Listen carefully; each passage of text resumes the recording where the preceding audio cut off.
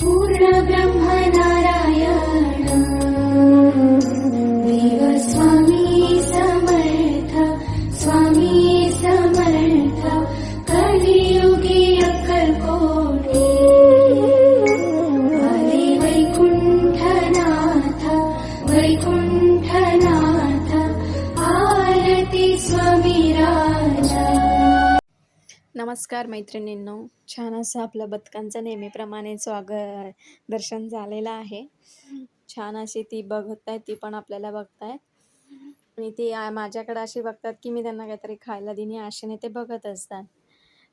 छान असा पाऊस पण पडत होता, म्हणून म्हटलं चला आपण आता पोहे बनवूयात.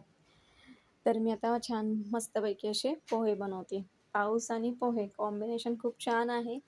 इतका छान बाहेर मस्त पाऊस पडत होता, म्हणून म्हणलं चला तर मी दाखवते पोहे मी कसे बनवते. पहिले मी कढईमध्ये तेल घेतलेलं आहे. तेलामध्ये हे छान असे शेंगदाणे आहेत ते तेलात परतून घेणार आहे. असे घेतल्यावर पण त्याची टेस्ट छान लागते. म्हणजे कसं आपण पहिले भाजून घेतो मग ते टाकतो, पण मी असं कधी असं करते, मी तेलामध्ये पहिले परतून घेते. आता हे आपले लालसर थोडेसे होत आले, तेलात परतून झाले की मग आपण ते काढून घेऊया. झटपट होतात पोहे आणि पोहे कोणाला आवडत नाहीत असं नाही.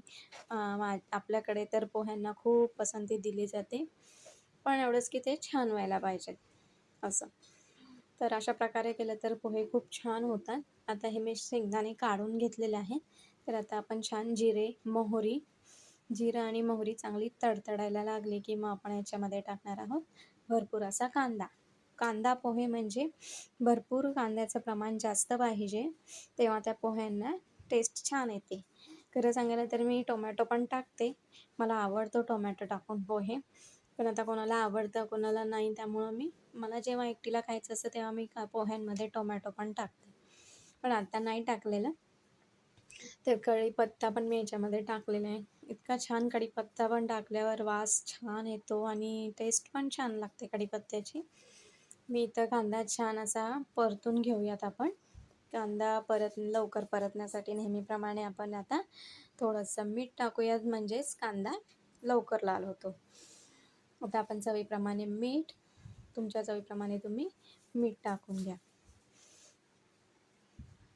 मीठ टाकून आपण परत कांदा छानसा परतून घेऊयात.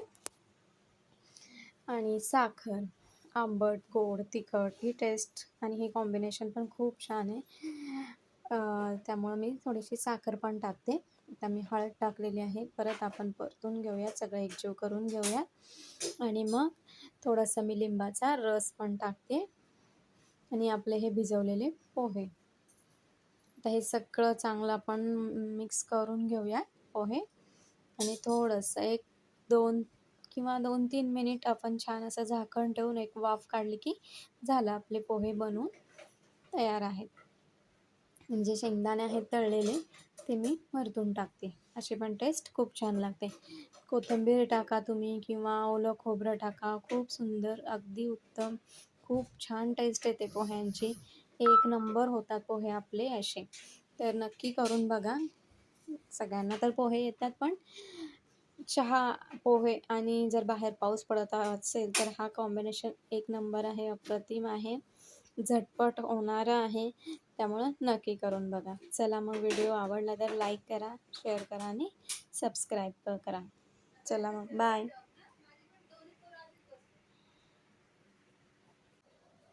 चला बाय मैत्रिणींनो, भेटूया आपण पुढच्या ब्लॉगमध्ये. तुम्हाला माझे ब्लॉग कसे वाटतात ते नक्की कमेंट करून सांगा. आपलं छोटंसं हे किचन आहे, ते किचन पण तुम्हाला कसं वाटतंय ते पण नक्की सांगा. चला तर आपले पोहे बनवून तयार आहेत. आम्ही आता खाऊन घेतो आणि तुम्हाला कसे वाटले ते नक्कीच सांगा. चला बाय.